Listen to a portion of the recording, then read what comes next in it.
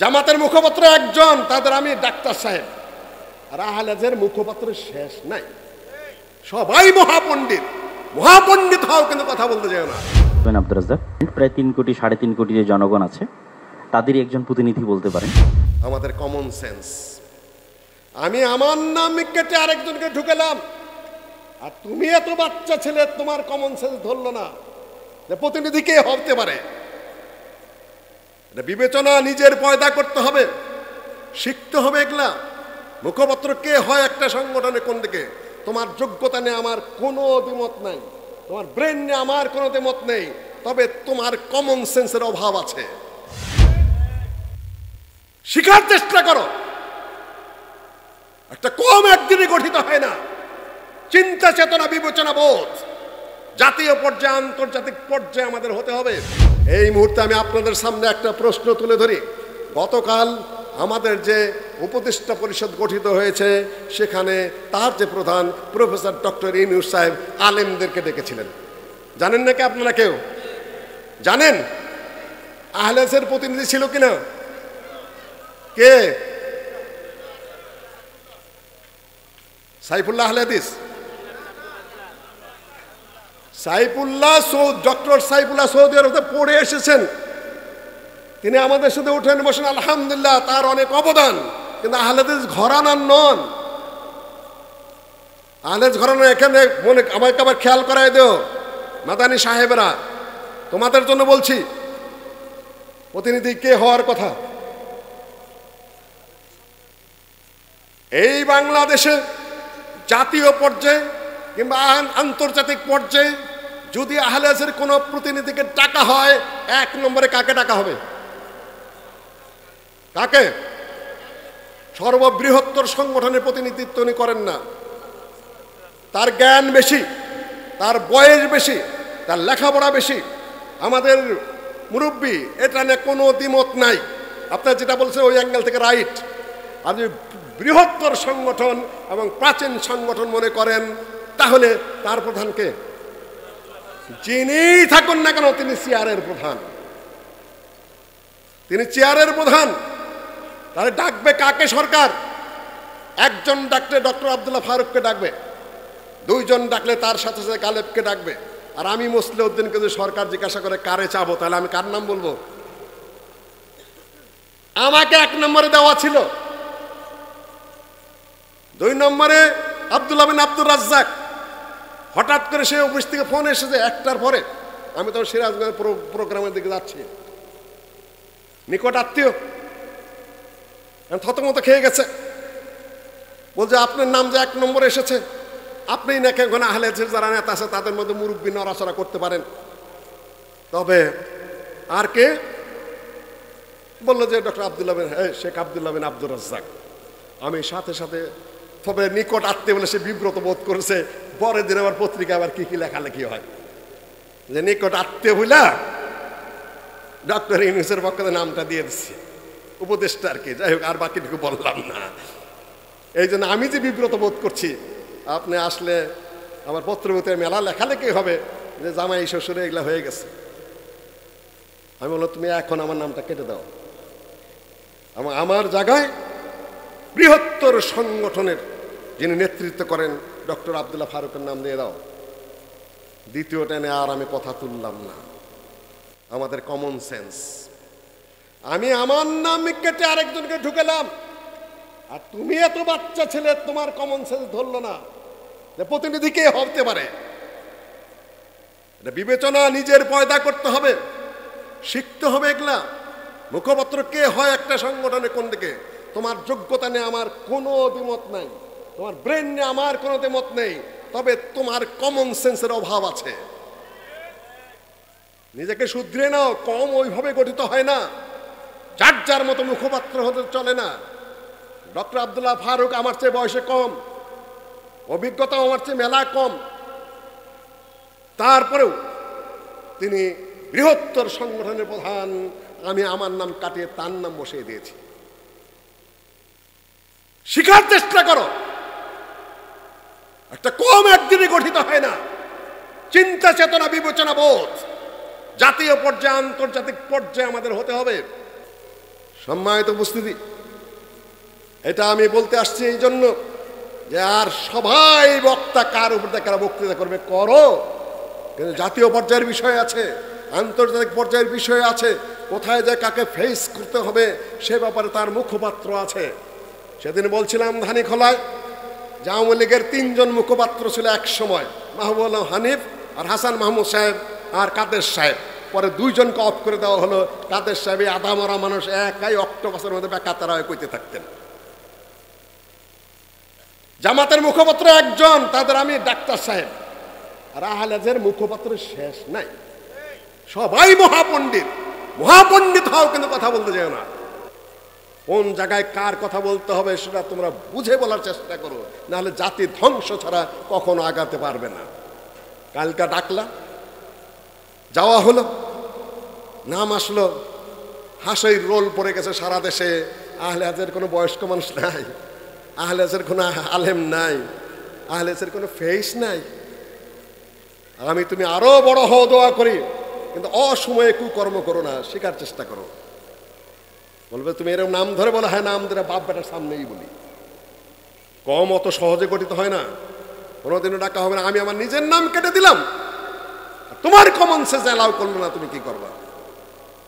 সম্মানিত উপস্থিতি, মুখপাত্র ধানীখোলায় বলেছে সবাই মুখপাত্র সাজতে যেও না।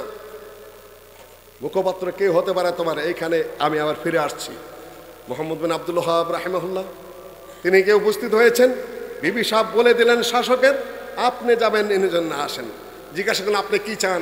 যে কোরআন হাদিস তুমি প্রতিষ্ঠা করো, তোমার হাতে এই প্রদেশের ক্ষমতা আছে। আমার কি হবে তাহলে? আমি তো খাজনা তুলি, এই করি সেই করি। উনি বললেন কোনো সমস্যা নাই, আল্লাহ তোমাকে দিয়ে দিবে, ভরে দিবে ইনশাআল্লাহ, আমি সাথে আছি এবং দোয়াও করব। পরে যে হাতে হাত রাখলেন মোহাম্মদ বিন সৌদ, তিনি হাত বাড়িয়ে দিলেন, ওবসতিয়া শেখ, হে শেখ আপনি হাত বাড়িয়ে দেন। উবাইউকা, আমি আপনার কাছে বায়াত করছি। কে বায়াত করলো? আলেমের হাতে শাসক না শাসকের হাতে আলেম? আলেমের হাতে শাসক বায়াত করেছে। সালাফি বেরা ভালো করে শুনে নাও, পরিস্থিতির দাবি আছে কিছু কিছু, খালি একঘেয়ে চিন্তা ভাবনা করে কথাবার্তা বলো না, হিসাব করে কথা বলতে হবে। আলেমের কাছে শাসকে বায়াত করেছে, তার দম বেল দম। ও আরেকটা শর্ত করেছিলেন যে আমি ইসলামী রাষ্ট্র কায়েম করতে যাব, শেখ আপনি যদি আবার আমাদেরকে ছেড়ে আরেক দিকে চলে যান, বলছি না আমি তোমার সাথে থাকবো। অভয় দিলেন তিনি, শেখ অভয় দিলেন। তারপরে বেঁচে থাকলে তোমার সাথে বেঁচে থাকবো, ধ্বংস হয়ে গেলে তোমার সাথে ধ্বংস হয়ে যাব, রক্তের বদলে আমি রক্ত দেব, তোমাকে ছেড়ে আমি যাব না, তুমি ইসলামিক রাষ্ট্র কায়েম করো। সেই দেশ এখন সৌদি আরব, তার নামেই সৌদি আরব, মোহাম্মদ বিন সৌদের নামে। যে শাসক মোহাম্মদ বিন আব্দুল ওয়াহাব শেখের সাথে বায়াত করেছিলেন, সেই দেশ তো। তারপরে কত যুদ্ধ হয়েছে কবর পূজারীদের সাথে, তুর্কিদের সাথে, কত সেনাবাহিনী সেখানে প্রস্তুত করতে হয়েছে। তারপরে না এখন সৌদি আরব। এমনভাবে আমার এক ভাই ওয়াজ করে মদিনার থেকে, নাকি ওই সৌদি আরব থেকে, মনে হয় যেন সৌদি আরব এরকমই ছিল। সেখানে চুরি, সেখানে ডাকাতি, সেখানে অন ইসলামিক সব কিছু, সেখানে কবর পূজা সবই ছিল। বহু সংগ্রাম করে, বহু তলোয়ার চালিয়ে, বহু রক্তক্ষয়ী আন্দোলনের পরে তারপরেই সৌদি আরব প্রতিষ্ঠিত হয়েছে। সালাফি ভাই আমার জিলাপি, তুমি ইতিহাস জানো? হঠাৎ করেই উদয় হয়েছে। আমার এখানে যেরকম ইতিহাসের মাজার থেকে শুরু করে 52 সাল থেকে, ওখানেও আমার বন্ধুরা ইতিহাস শুরু করেন হাঁটুর থেকে। ইতিহাস প্রথম থেকে পড়ে আসো, তাহলে তোমার সামনে ক্লিয়ার হবে। এই যে মাঝখানে শায়েখের সাথে সন্ধি হলো, এই বিশাল সৌদি রাষ্ট্র ইমাম মোহাম্মদ বিন আব্দুল ওয়াহাবের সেই সংগ্রামের ফল, যার সাথে শাসক যুক্ত হয়েছিলেন। শাসক যুক্ত না হলে কবর ভাঙতে পারতেন না। কবর ভাঙতে গেলে শাসক যুক্ত হতে হবে, ইসলামিক পাওয়ার হাতে থাকতে হবে। কুল জাআল হক ওয়া যাকাল বাতিল ইন্নাল বাতিলা কানা যাহুকা। খুব কঠিন ওয়াজ করিতাম না, কুল জাআল হক ওয়া যাকাল বাতিল আপনারাও ছেড়ে দিয়েছেন, আমারও মাঝে মধ্যে ক্রুদ্ধ বক্তব্য আপনারা ছেড়ে দিয়েছেন। কিছু ভাঙতে পেরেছি আমরা? ভাঙলেন কে? কত হিজরিতে ভাঙলেন? যখন রাজনৈতিক পাওয়ার এসে গেল, পলিটিক্যাল পাওয়ার এসে গেছে, ক্ষমতা এসে গেছে, ওই সময়কার আয়াতেরা কুল জা আল হক ওয়া যাকাল বাতিল ইন্নাল বাতিলা কানা যাহুকা। আমার হাতে কোনো ক্ষমতা নাই, আমার হাতে কোনো পাওয়ার নাই, আমার হাতে রাষ্ট্রের কিছুই নাই, আমি সামিয়ানা ভাঙ্গে ওয়াজ করছি কুল জা আল হক ওয়া যাকাল বাতিল। কোরআন তেলাওয়াতের জন্য সওয়াব হবে ঠিকই, কিন্তু বক্তব্য তো হাওয়ায় উড়ে যাবে। কেন? আপনার ধারাবাহিক আন্দোলনে নাই, আপনার সিস্টেমে নাই। যার যার মতো আমরা নিজেকে প্রতিষ্ঠা করার জন্য গরম গরম বক্তৃতা করেই চলেছি। সম্মানিত উপস্থিতি, ৩য় নম্বর ধারা সামনের কথা। এখন এইটা কয়েক মিনিট পরে আজকের জন্য আমি আমার বক্তব্য শেষ করতে যাব। এখন কি ঐতিহাসিক ধারা প্রক্রমায় আমরা ব্রিটিশ যুগ গেছে আমাদের উপর দিয়ে, তারপর রাজনৈতিক আন্দোলনে গেছে।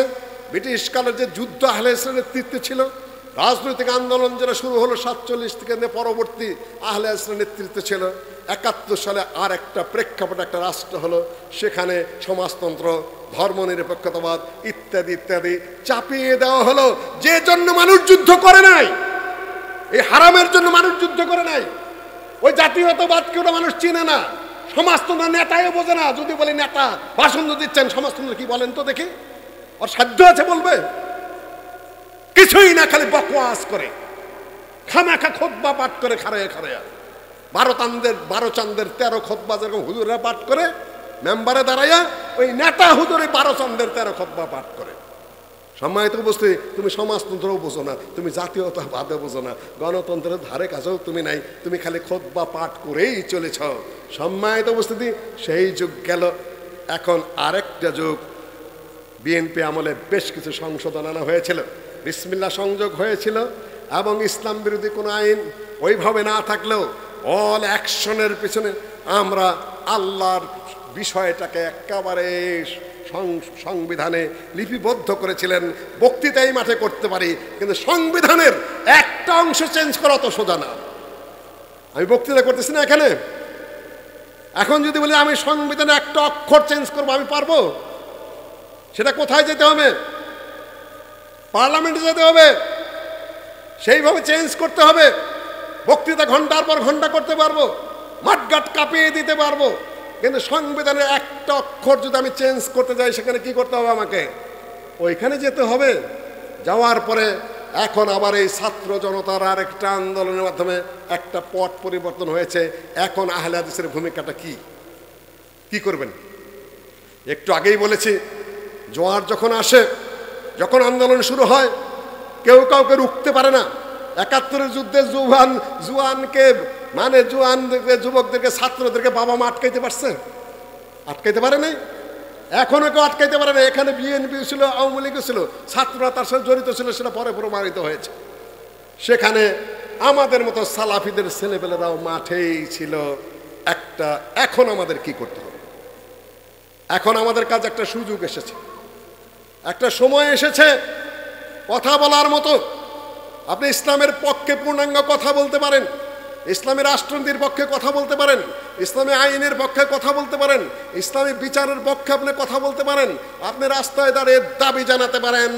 এখানে কোনো এখন গোয়েন্দাও নাই, গোয়েন্দা আছে কিন্তু পুলিশ নাই, অ্যারেস্ট কখন হবেন তা নিয়ে অত চিন্তা নাই। কিন্তু কিছু কিছু হচ্ছে না তা না, আমরা ওই ধরনের অ্যারেস্ট পছন্দ করি না। সালাফি মঞ্চ থেকে বলছি, যার দোষ নেই তাকে অ্যারেস্ট করবেন না। সে একই কাজে যদি হয়, তো পরিবর্তন হলো কি? সুনির্দিষ্ট কেস ছাড়া কেউ কাউকে অ্যারেস্ট করবেন না। ওটা বেআইনি, এটা অন্যায়, এই কাজ করবেন না। কোনো প্রিন্সিপালকে হটায় দেয় নিজের প্রিন্সিপাল বসাবেন না। কোনো ইমামকে হটিয়ে দে আরেক ইমাম বসাবেন না। এগুলো সবই জুলুম, এটা সবই অন্যায়। একজনের ছবি নামায় দেয়, আরেকজনের ছবি আবার সেখানে টানায় দেবেন, ওইটা না জায়েজ, আবার এটা আবার জায়েজ হয়ে যাবে, দুটাই না জায়েজ। ওইটা আর করবেন না আপনারা, কেন আপনারা মুসলিম, ছবি ওইভাবে টানানো হারাম। এটা মাথার মধ্যে রেখেই চলেন। ওই বক্তব্যগুলো লন্ডন থেকে যেটা আসে, একটু ধীর স্থিরভাবে বোঝার চেষ্টা করেন যারা ওই দল করেন। সম্মানিত উপস্থিতি, এখন বক্তৃতা করতে পারছি, আমরা কথা বলতে পারছি, বই প্রকাশ করতে পারছি। এখন আপনি জোরালো ভাবে গোছালো কথাবার্তা বলুন, দেশ গঠনের কথাবার্তা বলুন, জাতিকে হেদায়েতের কথাবার্তা বলুন, বিচার বিভাগের সংশোধন কথা বলুন, পুলিশ বিভাগের হেফাজতের কথা বলুন, সুন্দর লাইনের কথা বলুন। আপনি ছাত্রদেরকেও সঠিক পথে চলার জন্য নির্দেশ দিন। মোমবাতি জ্বালানো শুরু করে দিয়েছিল ছাত্ররা। কি করব, বললে হয়তো আপনার খারাপ মনে করবেন। এখন আমার মেয়ে পর্দা করে, এতে কোনো সন্দেহ নাই। সেও এক ইউনিভার্সিটির সমন্বয়ক, পরে জানতে পারলাম পুলিশ করে আমার বাসা দিয়ে। আমি জানি না। শুনলাম যে আহতদের নিহতদের স্মরণে মোমবাতি প্রজ্বলিত হবে। আমি বললাম, তুই একটা আহলে হাদিস ঘরের মেয়ে, তোর বিশ্ববিদ্যালয়ে মোমবাতি প্রজ্বলন হবে? এ তো এক ভারতীয় সংস্কৃতি, যাবতে খ্রিস্টান সভ্যতা নাজিল করতেছিস, বন্ধ কর। কিসের মোমবাতি প্রজ্বলন খ্রিস্টানদের? পরে বন্ধ হয়েছে। আমার কথাই বন্ধ হয়েছে এমন কথা আমি বলছি না। তোমরা যে একটা সরে আরেকটা নো নেভার। তবে প্রস্তুত হও, যেহেতু তোমাদের মধ্যে কিছু সাহস দেখা গেছে, কিছু সততা দেখা গেছে, কিছু পরিশ্রম দেখা গেছে, মাঠে মাঠে কাজ করতে দেখা গেছে, কিছু রাজনীতি অর্থনীতি তোমরা বোঝো বলে মনে হয়েছে। সততার পথে থেকে যদি 10 বছর কাজ করতে পারো, তাহলে এই দেশের জন্য একটা আশা বয়ে নিয়ে আসবে ইনশাআল্লাহ। আশা বয়ে আনবে, কারণ তারা আমাদেরই ছেলে, তারা আমাদেরই মেয়ে, তারা আমাদেরই সন্তানাদি। তারা যদি আমাদের চেয়ে ভালো হয়, দেশের জন্য কাজ করে, তাহলে সেটা দেশের জন্য মঙ্গল এবং দেশের উন্নতির জন্য কাজ করবে। লাস্ট পয়েন্ট বলে আমি আমার বক্তব্য শেষ করে নিয়ে যাচ্ছি। ইসকন নাম শুনেছেন আপনারা? ইসকন কি? ইসকন কি? ইন্টারন্যাশনাল কৃষ্ণ ভাবনা। কৃষ্ণকে চিনেন? কৃষ্ণকে আজ থেকে প্রায় 3000 বছর আগে ভারতের কংস রাজার ঘরের পেটের মধ্যে একটা সন্তান এসেছিল। সেই সন্তানটা চালান করে দিল যশোদার ঘরে। সেইখান থেকে সেই বাচ্চাটা বাইরে হলো। সে তার জীবনটা হলো জেনার, তার জীবনটা হলো বেনা ব্যবসারের। 1600 গোপী নিয়ে এসে চলাফেরা করত। তার নাম নিয়ে হলো কৃষ্ণ ভাবনা। গীতার যে অধ্যায়, মহাভারতের একটি অধ্যায়, সেটা গীতা। অর্জুনের সাথে তাদের তথাকথিত কৃষ্ণ আকাশ থেকে অবতরণ করে কুরু পাণ্ডবের যুদ্ধে অর্জুনের সাথে এই এর মধ্যে চড়ে যে কথাবার্তা বলেছিল, সেটা নাম হলো গীতা। টিকে রেখেছে, গেরুয়া বসন পড়েছে, কপালে চন্দনা চর্চিত, গলায় রুদ্রাক্ষের মালা। দেখে মনে হয় কি একজন ব্রাহ্মণ, তাই না? নাম রেখেছে কি? চিন্ময় ব্রহ্মচারী। আমার প্রশ্ন, তুমি ব্রাহ্মণ, তুমি ক্ষত্রিয়, না তুমি বৈশ্য, না শূদ্র? ব্রাহ্মণ ছাড়া ব্রহ্মচারী হয়? তুমি তো ব্রাহ্মণ না, তুমি দাস। কোন হিন্দু তাদের সাথে নেই। হিন্দুরা তাদের শাস্ত্র মেনে চলে। ব্রাহ্মণ, ক্ষত্রিয়, বৈশ্য, শূদ্র। আরে ভাই, তুমি তো ব্রাহ্মণই না। আচ্ছা, তুমি তো ব্রাহ্মণ নও। তুমি ভাব কেন ধরেছ? এটা হলো একটা টোটালি একটা রাজনৈতিক এবং সন্ত্রাসী সংগঠন। কয়েকটা মানুষ, তারা ব্রাহ্মণ নয়, ক্ষত্রিয় বলে মনে হচ্ছে না, বৈশ্য হতে পারে। তারা এই দেশটাকে অন্যভাবে নিয়ন্ত্রণে বাইরের দিকে চালান দেওয়ার জন্য চেষ্টা চালাচ্ছিল। 2টা কথা বলে আমি শেষ করব। আজ থেকে 15 বছর যাবৎ কেউ কিছু মনে করবেন না, যেটা বাস্তব, সকল পোস্ট পজিশনেই হিন্দুদেরকে বসানো হয়েছে। অধিকাংশ ক্ষেত্রে যেটা ব্রিটিশ বসিয়েছিল, মুসলমানদেরকে সকল পোস্ট পজিশন থেকে সরিয়ে দিয়ে হিন্দুদেরকে বসিয়েছিল কে? ইংরেজরা। সেই একই কায়দায় ওসি বলেন, ডিসি বলেন, আমার মাদ্রাসার প্রিন্সিপাল বসিয়েছিলেন। জায়গায় জায়গায় কত কিছু করলেন, কত ধরনের ছুটি ছাটা ঘোষণা করলেন, কত মৃত্যু দিবস, জন্ম দিবস ঘোষণা করলেন। আন্দোলনের পরে সেগুলোর খবর আছে না। এদেশের কৃষ্টি, কালচার, ধর্মীয় ভিত্তি অত্যন্ত মজবুত। এগুলা করে শুধু নিজেরাই অভিশপ্ত হয়েছেন, ক্ষমতা হারিয়েছেন। সামনে যারা আসবেন, তারা যদি ওই পথে হাঁটেন, একই হাসর হবে। কেন? দেশ একটা, মানুষ একই।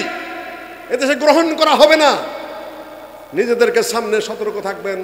একটা ভারতীয় প্রতিবেশী দেশ, ভারত বলা যাবে না, বলতে হবে কি প্রতিবেশী দেশ। কূটনৈতিক শব্দ। প্রতিবেশী দেশের আধিপত্য আর ভিতরে অভ্যন্তরীণ ষড়যন্ত্র, ইস্কন কখনো হিন্দুদের প্রতিনিধিত্ব করে না, ওদের ব্রাহ্মণতন্ত্র যারা মন্দির সেটাও হয় না। সেদিন বলেছি তোমরা মন্দিরে ফিরে যাও, রাস্তাঘাটে এই সকল গাঞ্জাম করো না। সংবিধান অনুযায়ী তোমাদের অধিকার আছে, এদেশে বেঁচে থাকার অধিকার আছে, সম্পদের অধিকার আছে, চাকরির অধিকার আছে, সকল অধিকার সংরক্ষিত রয়েছে। আবার আন্দোলন কিসের? যারা মাঠে নেমেছ তারা মন্দিরে চলে যাও, এবং হিন্দুদেরকেও ধোকা দিও না, মুসলিমদেরকেও ধোকা দিও না।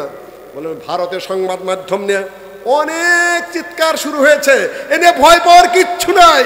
ওখান যে যুদ্ধ করে আমরা স্বাধীন করেছি, এই দেশ স্বাধীন হয়েছে, ওখান থেকে কি করবো? ওরা কিছুই করতে পারবে না, জাতি যদি ঐক্যবদ্ধ হয়। কয়েকজন সাংবাদিক, কয়েকজনই এখানেও যারা ধরা পড়ল, আমাদেরই ছাত্র, আইইউসির ছাত্র, আমি যেখানে বিশ্ববিদ্যালয়ে শিক্ষকতা করি, তাকে যারা মেরেছে তারা কারা? ওরা নেতৃত্বে আছে, কিন্তু অধিকাংশই খাতনা করা ব্রাহ্মণ। খাতনা করা ব্রাহ্মণ বুঝেন তো? ওদের সাথে উঠে বসে, কিন্তু মুসলমানের ঘরে জন্ম নিয়েছে, অধিকাংশ তারাই অ্যারেস্ট হয়েছে। খাতনা করে আর ব্রাহ্মণদের সাথে যেতে যায় না। আহলে হাদিস যারা, তাদের দৃষ্টি আমি বিশেষভাবে আকর্ষণ করে চলছি। সামনের কথা হলো আমাদের আকীদা, আমাদের আমল, সহিহ হাদিসের উপর কথাবার্তা ইত্যাদির মধ্যে আমরা অটল থাকবো। আর এই যে ভূখণ্ডটা আহলে হাদিসের বিশেষ নেতৃত্বে ইংরেজদের কাছ থেকে স্বাধীন হয়েছিল, সেই পথে আমরা আবার সম্মিলিতভাবে আন্দোলনটাকে এগিয়ে নিয়ে 10, 20, 50 বছর পরে কিভাবে পূর্ণাঙ্গ ইসলামিক স্টেট কায়েম করতে পারি, সেই ব্যাপারে আমাদের চিন্তা চেতনাটাকে একেবারে গতি পাওয়াতে হবে। ডক্টর আবদুল্লাহ ফারুক ভাই একটু দেখতে, কালকার ঘটনার একটু কথা বলেছি, সাক্ষী উনি, ওনাকে ফোন করে বলেছে আমার নাম কেটে আপনার নাম ঢুকিয়ে দিলাম, কথা সত্য কি মিথ্যা বলেন, না হলে আপনারা আবার বলবেন যে তুমি উল্টা সমালোচনা করলেন। সিস্টেম আসতে হবে। সামনের এইটুকু বলে আমার ভাইয়েরা যারা আমার বক্তব্য শুনে খুব নারাজ হয়েছ, আমি নারাজের জন্য বলি নেই, ডিসিপ্লিনের জন্য, গুছিয়ে আসার জন্য আমি আমার শক্ত কঠোর কয়েকটা কথা বলে গেলাম। আসসালামু আলাইকুম রহমতুল্লাহি ওয়া বারাকাতুহু। জাযাকাল্লাহু আহসানাল জাযা। অসংখ্য ধন্যবাদ স্যার, আমাদের সামনে যে মূল্যবান